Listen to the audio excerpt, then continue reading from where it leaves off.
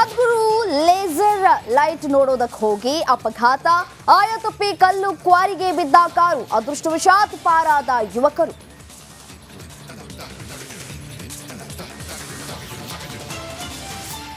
ಶಿವಮೊಗ್ಗದ ಆನಂದಪುರದಲ್ಲಿ ಪುಂಡರ ಅಟ್ಟಹಾಸ, ಲಾಂಗ್ ಹಿಡಿದ ಪ್ರಕರಣದಲ್ಲಿ 3 ವಶಕ್ಕೆ, ಸಾಗರ ಆಸ್ಪತ್ರೆಯಲ್ಲಿ ಆರೋಗ್ಯ ತಪಾಸಣೆ.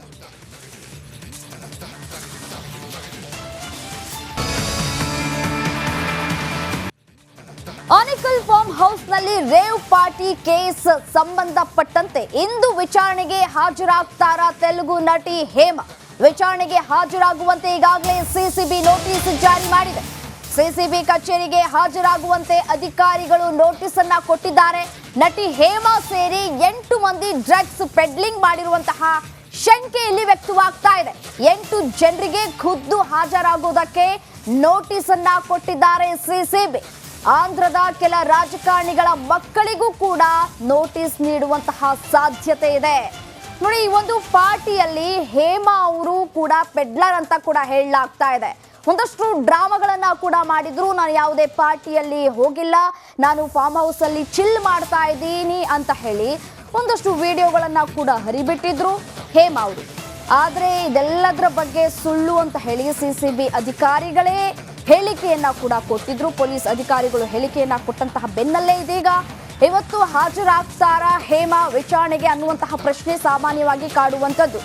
ನಾನು ಎಲ್ಲೂ ಹೋಗಿಲ್ಲ, ನಾನು ಫಾರ್ಮ್ ಹೌಸ್ ಅಲ್ಲಿ ಇದ್ದೀನಿ, ಚಿಲ್ ಮಾಡ್ತಾ ಇದ್ದೀನಿ, ಇದೆಲ್ಲ ಸುಳ್ಳು ಸುದ್ದಿ ಅನ್ನುವಂತಹ ಮೂಲಕ ವಿಡಿಯೋ ಮಾಡೋದ್ರ ಮೂಲಕ ಸ್ಪಷ್ಟನೆಯನ್ನ ಕೊಡೋದಕ್ಕೆ ಪ್ರಯತ್ನವನ್ನ ಕೂಡ ಪಟ್ಟಿದ್ರು. ಆದ್ರೆ ರೇವ್ ಪಾರ್ಟಿಯಲ್ಲಿ ಹೇಮಾ ಅವರು ಹಾಜರಾಗಿದ್ರು ಅನ್ನೋದು ಖಚಿತಪಡಿಸ್ ನಡಿ ಈಗ ಶುರು ಮಾಡೋಣ.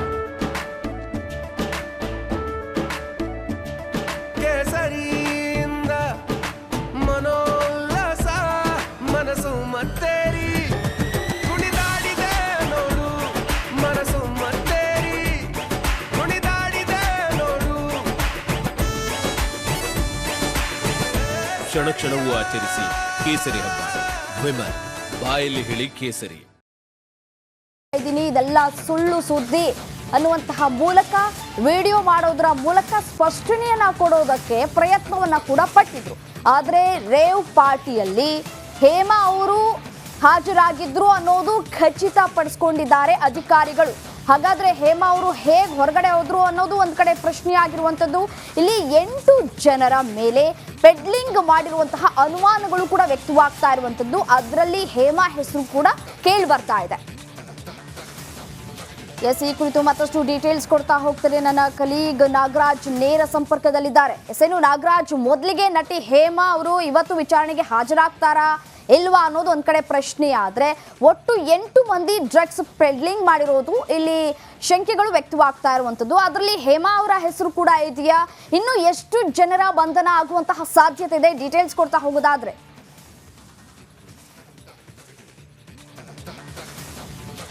ರಮ್ಯಾ, ಏನು ಹೆಬ್ಬಗೋಡಿ ರೇವ್ ಪಾರ್ಟಿ ಪ್ರಕರಣಕ್ಕೆ ಸಂಬಂಧಿಸಿದಂತೆ ಸಿಸಿಬಿ ಪೊಲೀಸರು ತನಿಖೆಯನ್ನ ತೀವ್ರಗೊಳಿಸಿದ್ದಾರೆ. ಇಲ್ಲಿ ಪ್ರಮುಖವಾಗಿ 103 ಜನರನ್ನ ಒಂದು ವೈದ್ಯಕೀಯ ಪರೀಕ್ಷೆಗೆ ಒಳಪಡಿಸಿ ಅವರ ಬ್ಲಡ್ ಸ್ಯಾಂಪಲ್ ಅನ್ನ ಚೆಕ್ ಮಾಡಿದಾಗ 87 ಜನರು ಒಂದು ಡ್ರಗ್ಸ್ ಅನ್ನ ಸೇವನೆ ಮಾಡಿರೋದ್ರ ಬಗ್ಗೆ ಒಂದು ಡ್ರಗ್ಸ್ ಸ್ಯಾಂಪಲ್ ನಲ್ಲಿ ಬಹಿರಂಗ ಆಗಿತ್ತು. ಈ ಹಿನ್ನೆಲೆಯಲ್ಲಿ ಅದರಲ್ಲಿ ಒಂದಷ್ಟು ವೆರಿಫಿಕೇಶನ್ ಮಾಡುತ್ತೆ ಸಿಸಿಬಿ ಅಧಿಕಾರಿಗಳು.